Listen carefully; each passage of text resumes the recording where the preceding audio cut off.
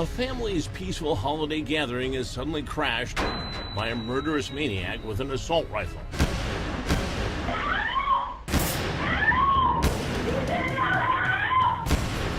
And a frantic emergency operator hears the unspeakable horror unfolding at Grandma's house.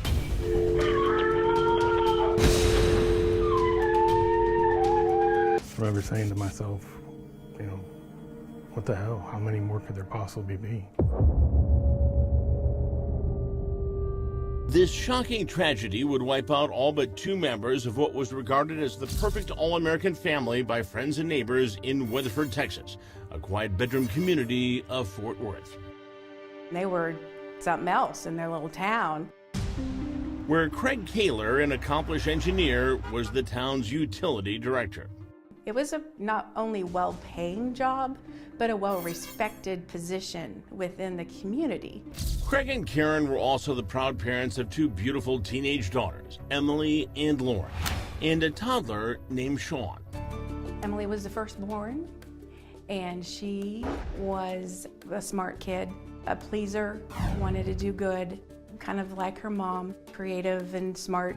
So was younger sister Lauren, but in a different way, says their Aunt Lynn, Karen's younger sister. She was kind of silly, more of a creative, outside-the-box kind of a thinker. The pair had combined their talents to become the leaders of an all-girl band that made them local stars like their mom and dad.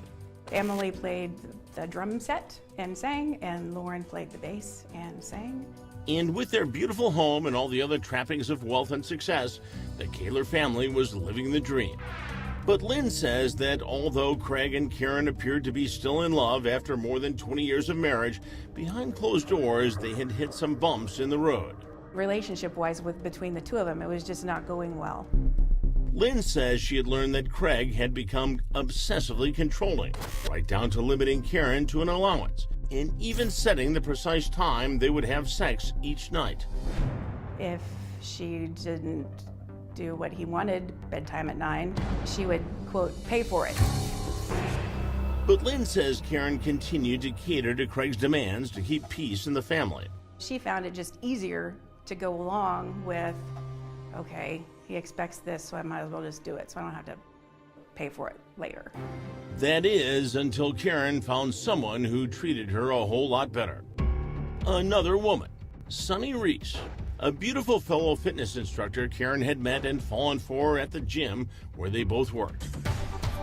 My theory is Karen was so beaten down for so long. Finally, somebody took an interest in her in a positive way and treated her well. Karen and Sunny are said to have become so inseparable that Karen told Craig about their affair.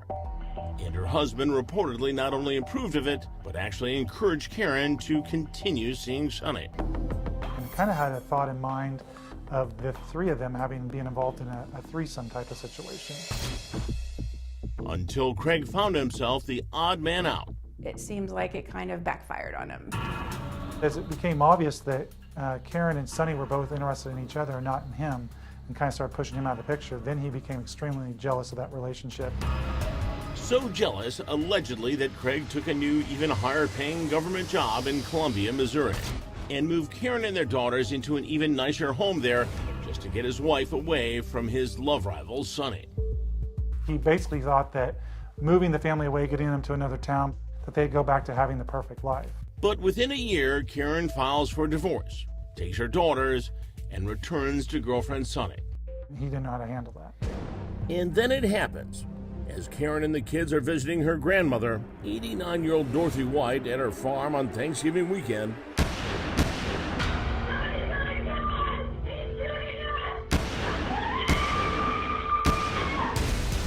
the grandmother calls her emergency alert service, saying a gunman has just burst into her home, firing at anything that moves.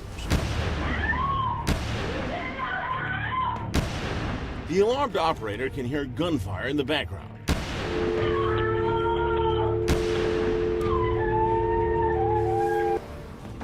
Sheriff's Deputy Nathan Perling is the first to arrive at the crime scene to find the grandmother in the kitchen, still alive but bleeding to death from multiple gunshot wounds. Her forearm, her abdomen, the amount of blood, that there wasn't anything that I could do for her at that moment. Deputy Perling follows a trail of blood and shell casings into the dining room, where he finds Grandma White's granddaughter, Karen, also riddled with bullets and apparently dead. She was on the floor, on her back. She didn't look like she was breathing or had a pulse. As he continues through the house, Deputy Perling finds Emily also apparently dead in the living room. She had been shot once in the chest. She either was hiding or fell behind the couch and the coffee table. It's like the deputy has walked into a waking nightmare. I remember saying to myself, what the hell? How many more could there possibly be? And then something eerie gets his attention. I heard this voice, very faint, very disturbing, I guess is the word I would use, pleading, help me, I don't want to die. The deputy follows the voice up the stairs to find Karen's youngest daughter, 16-year-old Lauren, shot in the back and bleeding to death from her bullet wounds. Her lower right side was turning purple as I was watching it, so I could see the blood pooling up internally. But Lauren was still desperately clinging to life and still talking. Her last words recorded by Deputy Perling. Hold on, don't move. I'm here. I know, don't move. I don't want to die. We're gonna take care of you, okay? Make me alive. Cops had arrived at Grandma Wright's home to find a little farmhouse of unimaginable horror. Her 18-year-old great-granddaughter was already dead. And the teenager's mother, 44-year-old Karen, had also been killed in a horrifying Thanksgiving holiday massacre. But 89-year-old grandmother Dorothy was still alive, as was Emily's younger sister, Lauren, who was 16. I don't want to die. Who did this to you? And with her dying breath, Lauren tells Deputy Sheriff Nathan Perling the identity of the man who shot the entire family. She told me, Craig. And I said, who's Craig? And she said, my dad. The deputy could hardly believe his own ears. And she was very clear. And so at that moment, I put out the dispatch who we were looking for, who had done this. And then I just held her. Until medics arrived and rushed Lauren to a hospital where the heroic teen would be declared dead soon after arrival. She was amazing. I can't imagine the level of pain that she was in, emotionally and physically. Grandma Wright would also identify Craig Kaler as the gunman before dying several days later. And as heartbreaking as it is, Craig and Karen's little boy Sean, just 10 years old, would point the finger at his father. He watched his dad come in the back door and shoot his mom. Before fleeing to the safety of a neighbor's home. We all believe that, yes, absolutely, the son was intentionally spared. And investigators would learn why after capturing Craig the morning after the massacre, when someone spotted the fugitive father abandoning his truck and running down a quiet road in the woods. I believe there's somebody back here.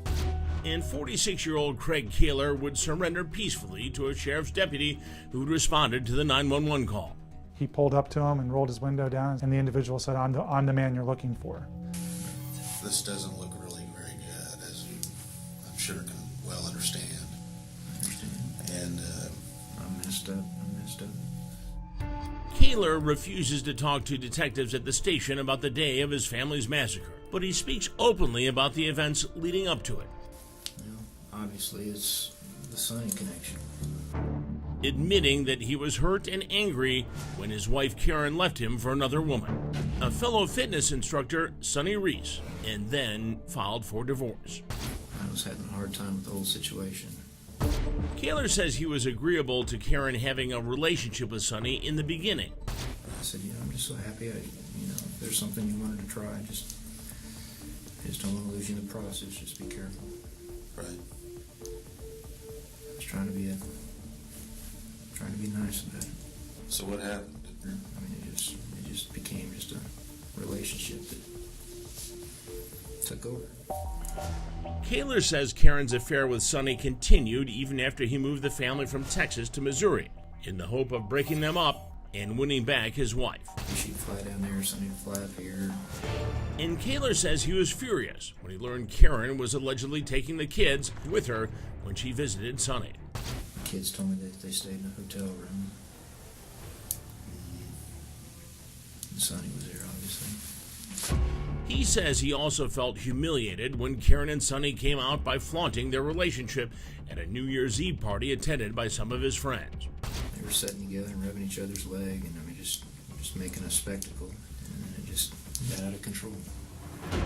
And Sonny had apparently enraged Kaler when she sent him this text reading in part, "She's only staying with you because she believes that right now it's best for the kids. She doesn't love you, Craig."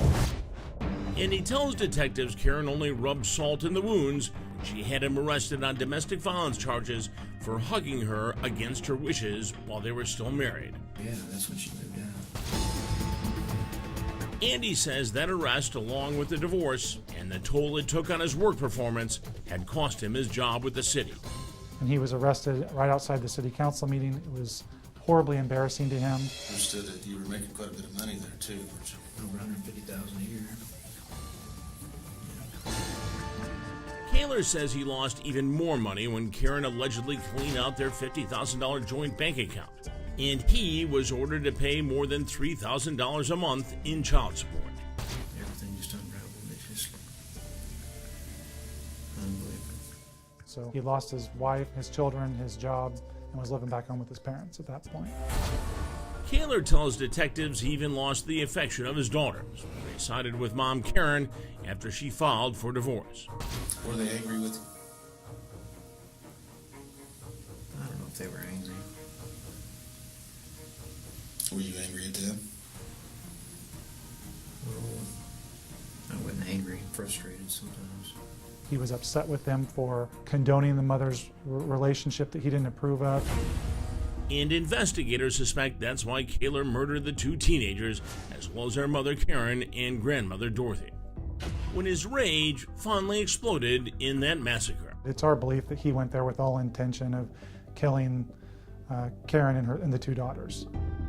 Prosecutor Brandon Jones also believes Kaler spared the life of his son Sean because he remained close to his father, and at 10 was too young to understand what was going on between his parents. He shot mom deliberately and then intentionally moved on past the son and allowed the son to run out. We believe that his son was his buddy. He liked his son. And ironically, as the only survivor of the massacre, young Sean would be the star witness for the prosecution at his father's murder trial. Sean obviously identified his dad as being the one who walked in and shot his mom. For a boy to get up there, the weight of the world on his shoulders and testify, extremely tough for him. I think he was proud that Sean was up there testifying, that he had the ability to do that. And Craig Kaler, who had pleaded not guilty by reason of mental illness, would be convicted of first-degree murder and sentenced to death. There was never remorse, never sadness. It was almost a sense of accomplishment. He was proud of what he did. There was certainly no tears shed by Craig Kaler in court. Fully convinced in his own twisted mind, says Prosecutor Jones, that he righteously delivered his son from the clutches of his mother and her lover, Sonny Reese. He's written letters to me from death row and to other people. He feels that he did it for his son. That's, I think, how he can live with himself, is that he did this to free Sean. Which doesn't make any sense to family members left mourning the loss of 4 loved ones at the murderous hands of Craig Kaler. I'm not saying he's insane, but not a person who's got all their brain faculties wouldn't kill somebody, period.